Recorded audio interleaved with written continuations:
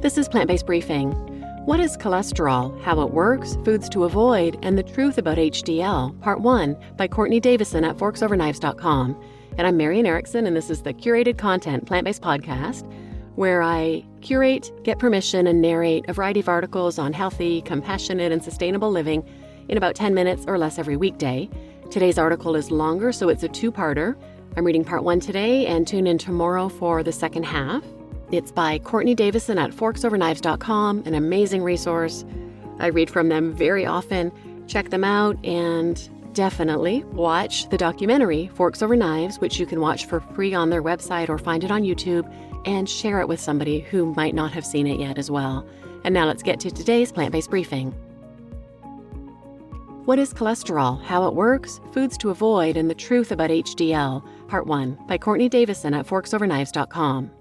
Cholesterol is a little molecule with huge implications for human health. Read on for a breakdown of how cholesterol works, including why HDL, or good cholesterol, might not be as good as you think, and learn the most important steps you can take right now if you're among the 38% of Americans who have high cholesterol. What is cholesterol? Cholesterol is a waxy type of lipid found in almost every cell of the body. A building block of animal life, cholesterol helps form cell membranes and plays a key role in the production of hormones, vitamin D, skin oils, and digestive acids. The liver makes all cholesterol that the body needs. Some factors can cause excessive levels of cholesterol to enter the bloodstream. Over time, this can seriously impair our cardiovascular systems. Good cholesterol versus bad cholesterol.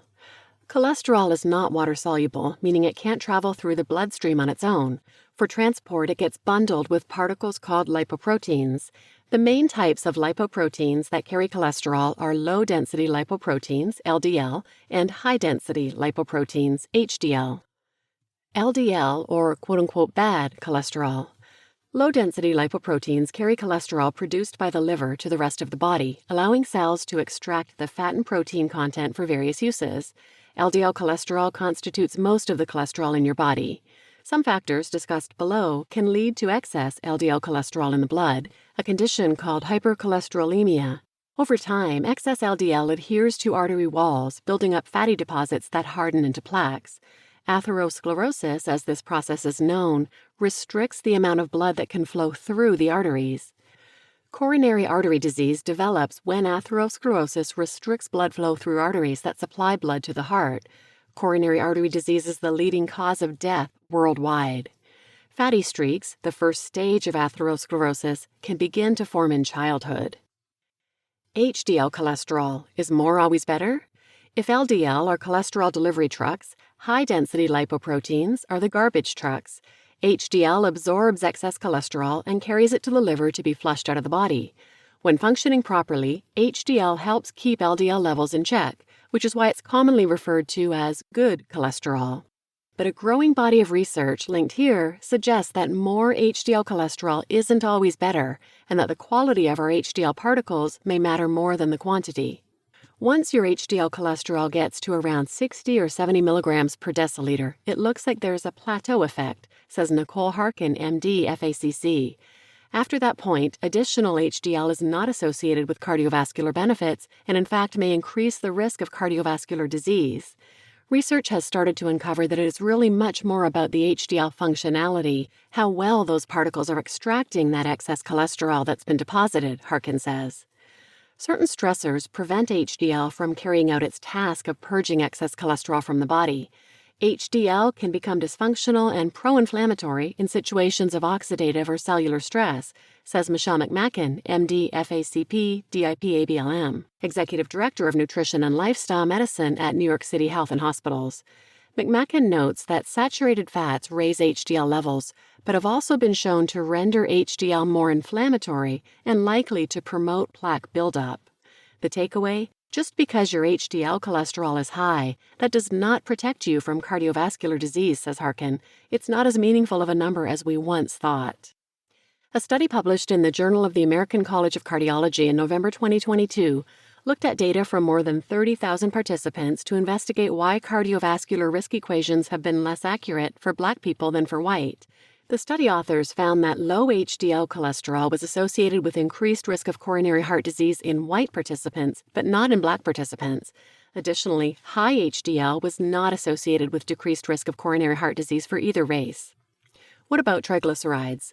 Like cholesterol, triglycerides are a type of fatty acid that come from our liver and from the foods we eat. They too get bundled with lipoproteins and carried through the body so cells can extract the fat and protein for use.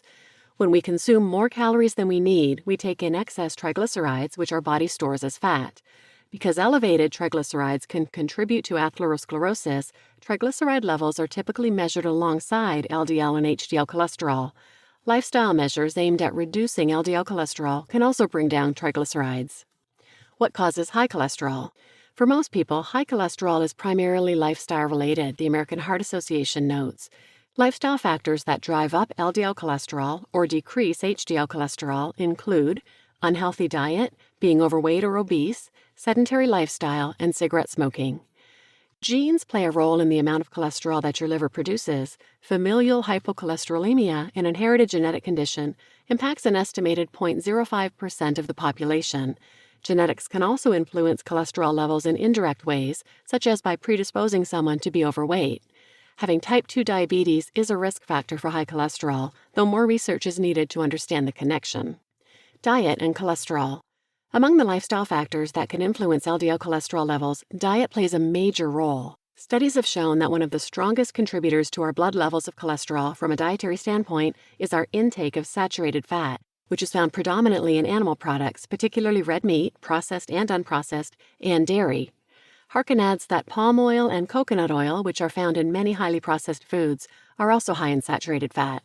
Trans fats also drive up cholesterol levels. Historically, these fats could be found in the form of partially hydrogenated oils in margarine, shortening, butter, cakes, cookies, and salty snack foods.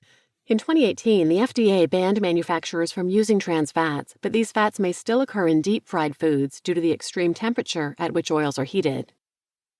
Does eating cholesterol raise cholesterol levels?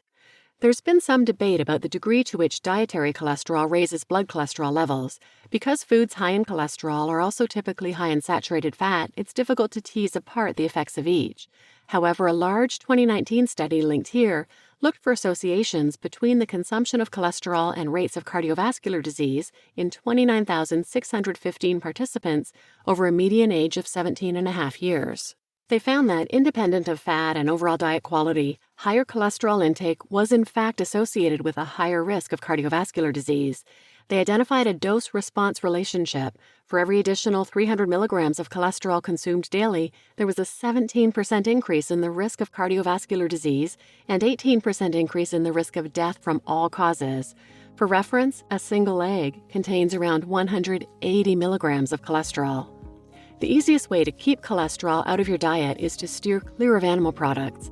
All animals produce cholesterol in their livers, so when we eat other animals or animal-based products, we consume their cholesterol. This is why when checking nutrition labels, the presence of any cholesterol is a telltale sign that an item isn't vegan, though the absence of it doesn't guarantee that a product is vegan.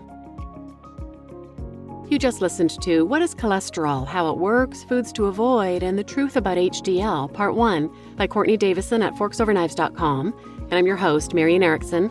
Tune in tomorrow for the second half of this article, where you'll hear about what are normal cholesterol levels, testing, symptoms of high cholesterol, complications of high cholesterol, how to lower your cholesterol, foods to avoid, and foods to eat.